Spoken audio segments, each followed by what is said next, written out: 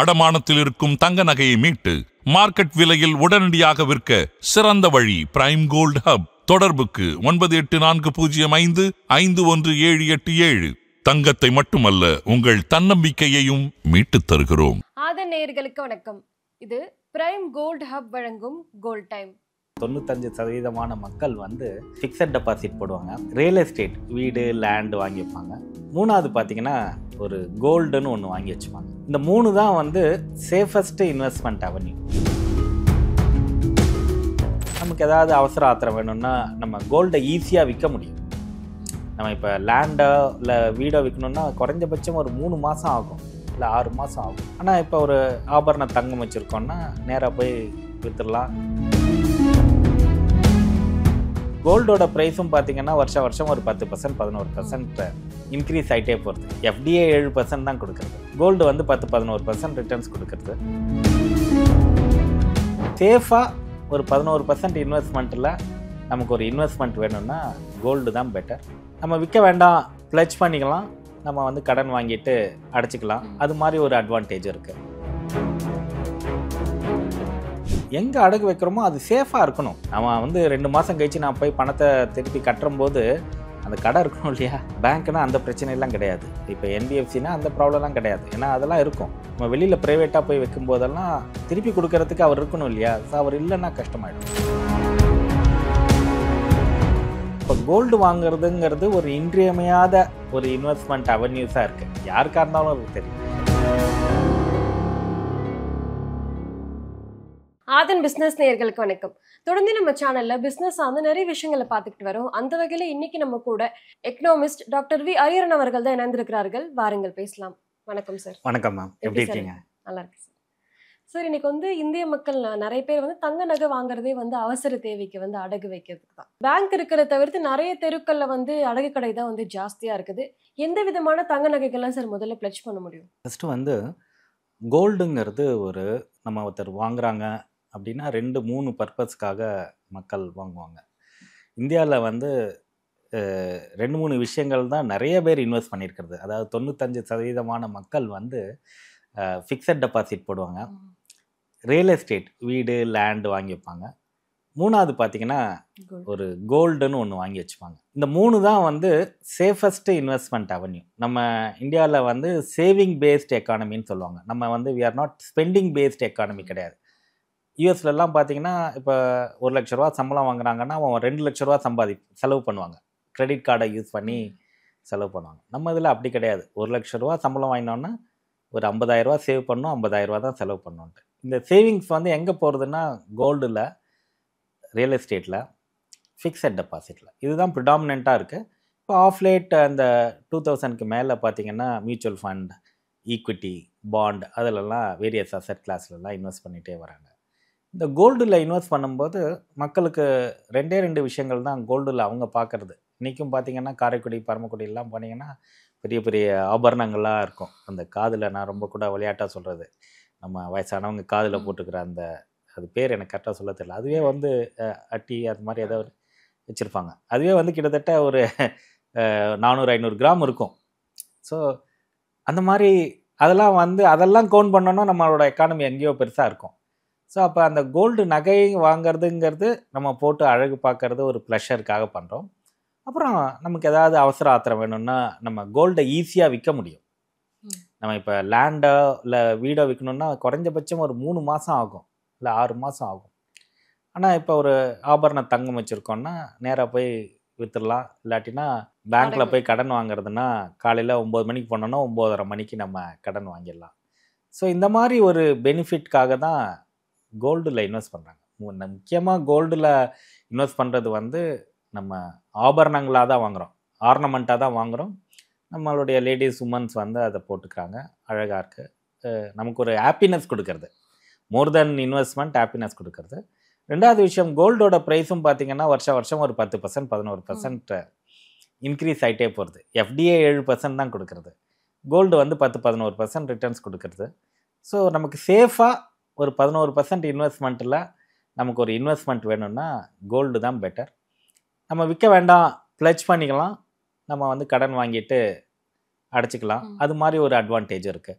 So அப்போ gold வாங்குறதுங்கிறது ஒரு இன்றியமையாத ஒரு இன்வெஸ்ட்மெண்ட் அவென்யூஸாக இருக்குது. யாருக்காக இருந்தாலும் சரி, அது யங்ஸ்டராக இருந்தாலும் சரி, மிடில் ஏஜ் பீப்புளாக இருந்தாலும் சரி.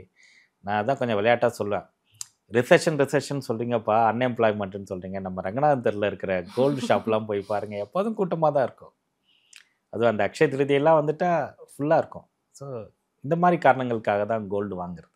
ஓகே சார், இப்போ கோல்டு வாங்குறதுக்கான காரணங்கள் பார்த்து, இப்போ கோல்டு வந்து ஜுவல்லரியாக வாங்குறதையும் நிறைய பேர் வாங்குறாங்க, கோல்டு காயினாகவும் நிறைய பேர் வாங்குறாங்க. இப்போ ஜுவல்லரி வந்து ப்ளட்ஜ் பண்ண முடியும், காயினையும் ப்ளட்ஜ் பண்ண முடியுமா சார்? அதாவது இந்த காயின்லேயே வந்து நீங்கள் எங்கே வாங்குறீங்கங்கிறது ஒரு விஷயம் இருக்குது. முன்னாடிலாம் பேங்க்கில் கோல்டு காயின் வித்துட்டு இருந்தாங்க. நம்ம வாங்கலாம். இந்த கோல்டு வாங்கும்போது 22 கேரட் தங்க நகை வாங்குறதா, தங்கம் வாங்குறதா, 24 கேரட் வாங்குறதான்னு பார்க்கணும். பேங்க்கில் விற்கிறதெல்லாம் அந்த சர்டிஃபைடு கோல்டாக இருக்கும். அது வந்து கொஞ்சம் வேல்யூவும் ஜாஸ்தியாக இருக்கும், விலையும் ஜாஸ்தியாக இருக்கும். ஸோ நம்ம அதை வாங்கிக்கலாம். இல்லை நம்ம கடைகள்லேயும் வாங்கலாம், தங்க கோல்டு காயினாக வாங்கலாம். ஆனால் இந்த கோல்டு காயினாக வாங்கும்போது என்ன ஆகுதுன்னு கேட்டிங்கன்னா, இந்த பேங்க்கில் போய் கடனுக்காக அதை ப்ளெட்ஜ் பண்ணும்போது எல்லா பேங்க்குமே கோல்டு காயினை வாங்கிக்கிறது இல்லை. அது வந்து காரணம் என்னன்னு கேட்டிங்கன்னா, ஒரு சிம்பிள் லாஜிக் வந்து என்னென்னா, நம்ம வந்து இவர் பணம் கட்டலைன்னா ஆக்ஷன் கூட்டா அதை சேல் பண்ணுறது கொஞ்சம் கஷ்டம், இண்டிவிஜுவலாக போய் வாங்க மாட்டாங்க. ஸோ அதனால் அந்த ஒரு ரீசன் இருக்குது. பட் அதர்வைஸ் வந்து நம்ம இன்வெஸ்ட்மெண்ட் அப்படின்னு பார்த்தா தான் கோல்டு காயினாக வாங்கி வச்சுக்கலாம். அதுவும் வந்து அந்த டிசைன்லாம் இல்லாமல் கோல்டு காயின் வாங்கினா ரேட்டு கொஞ்சம் இன்னும் கொஞ்சம் கூட நல்லா போகும். அந்த கோல்டு காயின் வாங்கும்போது மாத்திரம் நம்ம எதுக்காக வாங்குறோங்கிறத பார்த்துக்கணும். ஏன்னா அவசரத்துக்கு போய் ப்ளெட்ஜ் பண்ண முடியாது. பட் ப்ரைவேட்டாக நிறைய பான் ஷாப்ஸ்லாம் இருக்குது, அவங்க வாங்கிப்பாங்க. இப்போ வந்து கோல்டு ப்ளட்ஜ் பண்ணும்போது பார்த்தீங்கன்னா பேங்க்லேயும் பண்ணுறாங்க, பேங்க் லோன் வந்து வாங்குறாங்க. அது மட்டும் இல்லாமல் அடகு கடையில் போய் பண்ணுறாங்க. அதுவும் இல்லாமல் இப்போ என்ன பார்த்தீங்கன்னா ஃபினான்ஸ் கம்பெனி இப்போ வந்து உங்களுடைய நீங்கள் அடகு வச்ச தங்க நகை வந்து கொஞ்ச நேரத்துலேயே மார்க்கெட் விலைக்கோ எடுத்துக்கிறோம் அப்படின்னு சொல்கிறாங்க. இப்போ பேங்க்குக்கும் இந்த ஃபினான்ஸ் கம்பெனிக்கும் என்ன சார் வித்தியாசம்? ஏன் அதிகமாக இந்த ஃபினான்ஸ் கம்பெனி ப்ளட்ஜ் பண்ணுறாங்க? இல்லை, நம்ம மக்கள் வந்து 3 இடத்துக்கு போகிறாங்க. ஒன்று பேங்க்கு, இன்னொன்று வந்து நான் பேங்கிங் ஃபினான்ஸ் கம்பெனிஸ் இருக்குது, அந்த பேங்க் இல்லாத கம்பெனிஸ் அங்கே போவாங்க. 3வது வந்து நம்மளுடைய பான் ஷாப்னு சொல்லுவோம் இல்லையா, சின்ன சின்ன அந்த அடகு கடைகளுக்கு போயிட்டு ப்ளெட்ஜ் பண்ணுறாங்க. ஏன் பேங்க்குக்கு போகாமல் இங்கே போகிறதுக்கான காரணம் என்னன்னு கேட்டிங்கன்னா, உங்களுக்கு பர் கிராம் கோல்டுக்கு இன்றைக்கி வந்து 9,500 இருக்குன்னா, பேங்க்கில் போனால் ஒரு 70% தருவாங்க. அப்படின்னா 6,300லேருந்து 6,500 வரைக்கும் பர் கிராம் சில பேங்க்கில் தருவாங்க, சில பேங்க்கில் கொஞ்சம் ஜாஸ்தியாக தருவாங்க. ஆனால் இதே கம்பெனிஸ்க்கு போனோன்னா இன்னும் கொஞ்சம் கூட நிறைய தருவாங்க. ஒரு கிராமுக்கு வந்து 8,000 8,500 கூட தருவாங்க. அந்த அடகு கடைக்கு போனாங்கன்னா இன்னும் கொஞ்சம் கூட ஜாஸ்தியாக தருவாங்க. ஸோ நம்ம மக்களுக்கு என்னென்னா, பணத்தோட தேவை நிறையா இருக்குது, கொஞ்சமாக அடகு வச்சா போதும். நான் இப்போ வந்து 10 கிராம் எடுத்துகிட்டு போகிறேன்னா எனக்கு பேங்க்கில் போனால் 60,000 தான் கிடைக்கும் கடன். இதே கம்பெனிஸில் போனால் 70,000 கிடைக்கும், அடகு கடைக்கு போனால் 85,000 கிடைக்கும். ஸோ அப்போ நான் எங்கே போவேன்? எனக்கு எங்கே பணம் நிறையா கிடைக்கிறதோ அங்கே தான் போவேன். இன்ட்ரெஸ்ட் ரேட்டை பற்றி எனக்கு கவலை இல்லை, எனக்கு அர்ஜென்ட்டாக பணம் தேவை, ஒரு 80,000 பணம் தேவை, 10 கிராம் தான் கையில் இருக்குது, நான் பேங்க்குக்கு போவேன்னா இங்கே போவேனா, அதுதான் முக்கியம். அதே மாதிரி இன்னொன்று இருக்குது, பேங்க்குக்கு போனால் காலையில் 9:30க்கு போகணும், 12:30 1 மணி 2 மணிக்கு பேங்க் சாத்திடுவாங்க. அதுக்கப்புறம் மறுநாளைக்கு போகணும், ஃபார்ம் ஃபில்அப் பண்ணணும், நிறைய விஷயங்கள் இருக்குது. இது வந்து பக்கத்தில் இருக்கிற அடகு கடைக்கு போகணுன்னா கொடுப்போம் அப்படின்ட்டு. பட் இன்ட்ரெஸ்ட் ரேட் ஜாஸ்தியாக இருக்கும். மக்களுக்கு அவங்கவுங்களுடைய கஷ்டங்கள் அதுக்கு தகுந்த மாதிரி எங்கே சுலபமாக கிடைக்குமோ அங்கே போகிறாங்க. அது வந்து கன்வீனியன்ஸ் தானே ஒழிய கன்வீனியன்ஸ் அவேர்னஸ். இந்த பேங்க்கில் போனாலும் இதே அளவுக்கு கிடைக்குங்கிற அந்த அவேர்னஸ் இல்லை. ஸோ அதனால் கன்வீனியன்ஸ்க்காக போகிறாங்க.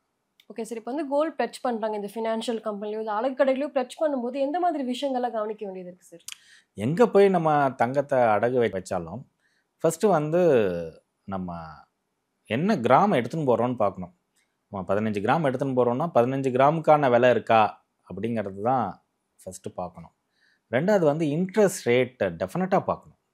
நம்ம கோல்டுக்கு இன்ட்ரெஸ்ட் ரேட் 12% 13% பேங்க்கில் வருது அப்படின்னா, வெளியில் வந்து 18% 24%னா நம்மளால் கட்ட முடியுமா அப்படின்னு பார்க்கணும். நம்ம வந்து 1 or 2 days இருந்தால் கூட நம்ம எங்கே இன்ட்ரெஸ்ட் கம்மியாக இருக்கோ அங்கே தான் போய் பாரோ பண்ணணும். 3வது வந்து நம்ம எங்கே அடகு வைக்கிறோமோ அது சேஃபாக இருக்கணும். நம்ம வந்து 2 மாதம் கழிச்சு நான் போய் பணத்தை திருப்பி கட்டும்போது அந்த கடை இருக்கணும் இல்லையா? பேங்க்னா அந்த பிரச்சனையெல்லாம் கிடையாது. இப்போ என்பிஎஃப்சினா அந்த ப்ராப்ளம்லாம் கிடையாது. ஏன்னா அதெல்லாம் இருக்கும். நம்ம வெளியில் ப்ரைவேட்டாக போய் வைக்கும்போதெல்லாம் திருப்பி கொடுக்கறதுக்கு அவர் இருக்கணும் இல்லையா? ஸோ அவர் இல்லைன்னா கஷ்டமாயிடும். ஸோ க்ரெடியபிலிட்டி, அது வந்து எத்தனை வருஷம் இந்த பிஸ்னஸில் இருக்காங்க, நம்ம வந்து நம்மளால் கட்டக்கூடிய அளவுக்கு தான் இன்ட்ரெஸ்ட் ரேட் இருக்கா அப்படிங்கிறத பார்க்கணும்.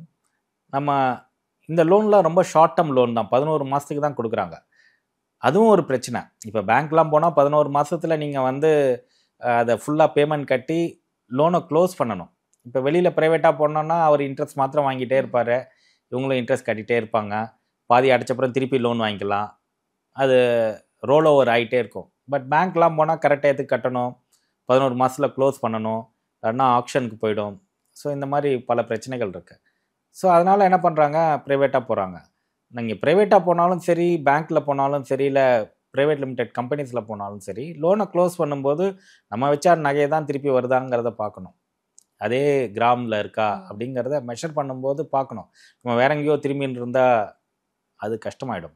நம்ம 4 ஆர்னமெண்ட் கொடுத்தோம், இல்லை 4 செயின் கொடுத்தோம்னா 4 செயினும் வருதா அப்படிங்கிறத நம்ம பார்த்துக்கணும். வேறு எதுவும் இருந்து போகாமல், பிஞ்சு போகாமல், அந்த மாதிரி விஷயங்கள்லாம் பார்க்கணும். ஏன்னா எல்லா இடங்கள்லையுமே வந்து கரெக்டாக பாதுகாத்து வைக்கிறது இல்லை. ஸோ அதெல்லாம் கொஞ்சம் நம்ம கரெக்டாக பார்த்துக்கணும். கரெக்ட் டயத்துக்கு நம்ம பே பண்ணி எவ்வளோ சீக்கிரம் வந்து லோனை க்ளோஸ் பண்ணுறது தான் வந்து கோல்டை பொறுத்த வரைக்கும் பெட்டராக இருக்கும். அதே மாதிரி நம்ம சிம்பாலிக்காக பார்த்தோன்னா, ஒருத்தர் வந்து கோல்டை ப்ளெட்ஜ் பண்ணி அவர் ஏதோ ஒரு தேவைக்கு பணம் வாங்குறாருன்னு சொன்னால் அவர் ரொம்ப எமர்ஜென்சியில் இருக்காருன்னு தான் அர்த்தம். ஏன்னா கடைசியில் தான் போயிட்டு நகையை அடகு வைப்பாங்க. ஸோ அந்த மாதிரி ஒரு சூழ்நிலைக்கு வராமல் நம்ம வந்து ப்ராப்பர் ஃபினான்ஷியல் பிளான் பண்ணிக்கணும். என்ன தேவை, என்ன செலவு பண்ணுறோம், அந்த மாதிரி பண்ணிட்டோன்னா ப்ராப்பராக இருக்கும். இன்னும் சில பேர் என்ன பண்ணுவாங்கன்னா, இது வந்து என்ன சொல்கிறது, இது ஒரு சரியான முறை கிடையாது. கோல்டு அடகு வச்சு மொபைல் ஃபோன் வாங்குவாங்க. இப்போ நான் எனக்கு ஒரு 1.5 லட்ச ரூபாய்க்கு ஒரு மொபைல் ஃபோன் வந்திருக்கு, நான் அதனால் தங்கத்தை அடகு வச்சுட்டு நான் போய் மொபைல் ஃபோன் வாங்குறேன்ட்டு. அதெல்லாம் வந்து ஒரு சரியான வழிமுறைகள் கிடையாது. காரணம் என்னன்னு கேட்டிங்கன்னா, மொபைல் ஃபோன் வந்து ரெவன்யூ ஏர்னிங் அசெட் கிடையாது. ஸோ இதை எப்படி திருப்பி அடைப்பாங்க? ஸோ அந்த மாதிரிக்கெலாம் நம்ம வந்து கோல்டு லோனை யூஸ் பண்ணக்கூடாது. ஓகே சார், இப்போ வந்து கோல்டு வந்து அடகு வச்சிரும், அது மீட்க முடியாமல் போச்சு அப்படின்னா வந்து அதை வந்து ஆக்ஷனுக்கு போடுவாங்க. இதே மாதிரி தான் ஃபினான்ஸ் கம்பெனிலுமே இதே ப்ரொசீஜர் தான் இருக்கா சார்? கோல்டு வந்து நம்ம அந்த 11 மாதம்னா 11 மாதத்தில் கட்டினா தான் கரெக்டாக இருக்கும். கட்ட முடியலன்னா என்ன ஆகும்னா ஆக்ஷனுக்கு போயிடும். ஆக்ஷன்னா அவங்க ஏலத்துக்கு விட்டுருவாங்க. ஏலத்துக்கு விடும்போது என்ன ஆகிடும்னா, அவங்க லோனை எப்படி க்ளோஸ் பண்ணுறதுங்கிறதுக்காக தான் பார்ப்பாங்க. ஏன்னா கோல்டு ப்ரைஸும் இன்க்ரீஸ் ஆகிருக்கும், லோனை அடைச்சிட்டு பாக்கி இருக்கிற அமௌண்ட்டை திருப்பி கொடுத்துருவாங்க. ஸோ இந்த மாதிரி ஆக்ஷனுக்குலாம் போயிடுச்சுன்னா நம்ம திருப்பி வாங்குறது கஷ்டம். ஸோ அதனால் அந்த லோனை வந்து கரெக்டாக அடைக்கணும். எல்லா இடங்கள்லையுமே வந்து நமக்கு நோட்டீஸ் கொடுக்கறதில்ல, நீங்கள் லோன் அடைங்க, இல்லாட்டினா ஆக்ஷனுக்கு போயிடும் அப்படின்ட்டு. அவங்க ஒரு 2-3 தடவை கால் பண்ணி பார்ப்பாங்க, ஃபாலோ பண்ணி பார்ப்பாங்க. அப்படி இல்லைன்னா ஃபார்மலாக ஒரு லெட்டர் மாதிரி ஒன்று அனுப்பிச்சிட்டு, ஒரு வாட்ஸ்அப் அனுப்பிச்சிட்டு கோல்டை விற்றுருவாங்க. ஸோ அதனால் இந்த கோல்டை அடகு வைக்கும்போது அது கொஞ்சம் கேர்ஃபுல்லாக இருக்கணும். ஏன்னா இப்போ நம்ம வீடெல்லாம் மார்ட்கேஜ் பண்ணி நம்ம கடன் வாங்கும்போது என்னென்னா வந்து நோட்டீஸ் ஒட்டணும்னு இருக்குது, 60 டேஸ் டைம் கொடுக்கணும்னு இருக்குது. 60 டேஸ்க்கு அப்புறம் நம்ம ஏதோ கொஞ்சம் பணம் கட்டினா திருப்பி அவங்க வெயிட் பண்ணுவாங்க, அந்த மாதிரிலாம் இருக்குது. அதே மாதிரி தான் 2 வீலர் லோன்லேயும் கார் லோன்லேயும் நோட்டீஸ் அனுப்புவாங்க, திருப்பி வந்து பேசுவாங்க. அந்த மாதிரி விஷயங்கள்லாம் காரோ 2 வீலரோ நம்மள்ட்ட இருக்கும். கோல்டு லோனில் என்னென்னா நம்மளோட கோல்டு அவங்கள்ட்ட இருக்கும், அவங்க நம்மள்ட்ட கேட்கணுங்கிற அவசியமே கிடையாது. அதுதான் இந்த கோல்டு லோனில் இருக்கிற ஒரு பெரிய ரிஸ்க். நிறைய பேர் மறந்துடுவாங்க, அடைக்கிறதுக்கு மறந்துடுவாங்க, கையில் பணம் இருக்காது. ஸோ அதனால் என்ன ஆகும்னா ஆக்ஷனுக்கு போயிடும். அதே மாதிரி கோல்டை வந்து முன்னாடிலாம் இன்ட்ரெஸ்ட் மாத்திரம் கட்டிகிட்டு இருந்தால் போதும்னு இருக்குது. இப்போ ஃபுல் அமௌண்ட்டும் கட்டி கோல்டு லோனை க்ளோஸ் பண்ணிவிட்டு தான் திருப்பி நீங்கள் ப்ளெட்ஜ் பண்ண முடியும். ஸோ அதனால் கொஞ்சம் வந்து கவனமாக இருக்கணும் இந்த மாதிரி விஷயங்கள்லாம். இல்லாட்டினா என்ன ஆகும்னா கையில் இருக்கிற அந்த சிறிய அளவு முதலீடும் போயிடும். இதனால தான் எல்லாருமே அடகு கடையை நோக்கி போகிறது தான். அது வந்து கன்வீனியன்ஸ் தான். அவங்க சொல்லுவாங்க பாதி கணக்கு கட்டினா போதும், இல்லாட்டினா ஒவ்வொரு மாதமும் டிஃப்ரெண்ட் இன்ட்ரெஸ்ட் ரேட் கட்டினா போதும், இன்ட்ரெஸ்ட் கட்டினா போதும். இந்த மாதம் நான் 500 தான் சார் இருக்குன்னா 500 வாங்கிப்பாரு, அடுத்த மாதம் கட்டுவாங்க. இல்லை 10ஆம் தேதி கட்டுறதை 15ஆம் தேதி கட்டுவாங்க, இல்லை ஒரே மாதமே 4 தடவை கட்டுவாங்க. அவர் எல்லா ஃப்ளெக்சிபிலிட்டியும் அங்கே இருக்கும். இங்கே பேங்க்கில் அந்த ஃப்ளெக்சிபிலிட்டிலாம் கொஞ்சம் கம்மியாக இருக்கும். டயத்துக்கு போய் கட்டணும், இந்த அமௌண்ட் கட்டணும்னு ஒரு ரிக்குயர்மெண்ட் இருக்கும். 3 மாதம் கண்டினியூஸாக கட்டலைன்னா திருப்பி என்பிஏ ஆகிடும். ஸோ பல ப்ராப்ளம்ஸ் இருக்குது. ஓகே சார், இப்போ லோன் க்ளோஸ் பண்ணும்போது எந்த மாதிரி விஷயங்கள்லாம் கவனிக்க வேண்டியது இருக்குது சார்? லோன் க்ளோஸ் பண்ணும்போது ஃபஸ்ட்டு கம்ப்ளீட்டாக க்ளோஸ் ஆகிடுச்சான்னு பாருங்கள். ஏன்னா கம்ப்ளீட்டாக க்ளோஸ் பண்ணால் தான் இருக்கிற நகைகளை திருப்பி கொடுப்பாங்க. ஸோ அதனால் கடைசியில் இருக்கிற அமௌண்ட் வரைக்கும் பே பண்ணிவிட்டு அதை க்ளோஸ் பண்ணுங்கள். நம்ம கொடுத்த கோல்டு வந்து சரியான அளவில் திருப்பி வருதாங்கிறத பார்க்கணும். நம்ம வந்து 10 கிராம் கொடுத்துட்டு 9 கிராம் திருப்பி வாங்கி வர்றதில் பிரயோஜனம் கிடையாது. அதில் ஏதாவது டேமேஜ் இருந்ததுன்னா நீங்கள் அப்பயே இமீடியட்டாக ரிப்போர்ட் பண்ணணும். நீங்கள் வீட்டுக்கு எடுத்துகிட்டு வந்துட்டு 2 நாள் கழிச்சு போய் ரிப்போர்ட் பண்ணிங்கன்னா அது சரிப்பட்டு வராது. அக்ராஸ் த ஸ்பாட் கோல்டு கொடுக்கும்போது அவங்க எப்படி டெஸ்ட் பண்ணி வாங்குறாங்களோ அதே மாதிரி நீங்கள் திருப்பி வாங்கும்போது எல்லாம் கரெக்டாக இருக்கா, நம்ம கொடுத்த நகைகள் தானா அப்படிங்கிறத பார்த்துட்டு திருப்பி வாங்கணும். வாங்கிட்டு அதுக்கப்புறம் க்ளோஷர் லெட்டர்னு ஒன்று கொடுப்பாங்க. பேங்க்கு, ஃபினான்ஸ் கம்பெனிலலாம் பார்த்தீங்கன்னா இந்த லோன் வாங்கியிருக்கீங்க, இவ்வளோ பே பண்ணியிருக்கீங்க, இவ்வளோ க்ளோஷர் லெட்டர் கொடுத்துருக்கோங்கிறத அந்த லெட்டரை நீங்கள் வாங்கிக்கணும். வாங்கினா தான் உங்களுடைய லோன் க்ளோஸ் ஆகிடுச்சின்னு அர்த்தம். ஓகே சார், கோல்ட் பெட்ஜிங் பற்றி நிறைய விஷயங்கள் சொன்னீங்க, ரொம்பவே நன்றி. Thank you ma'am.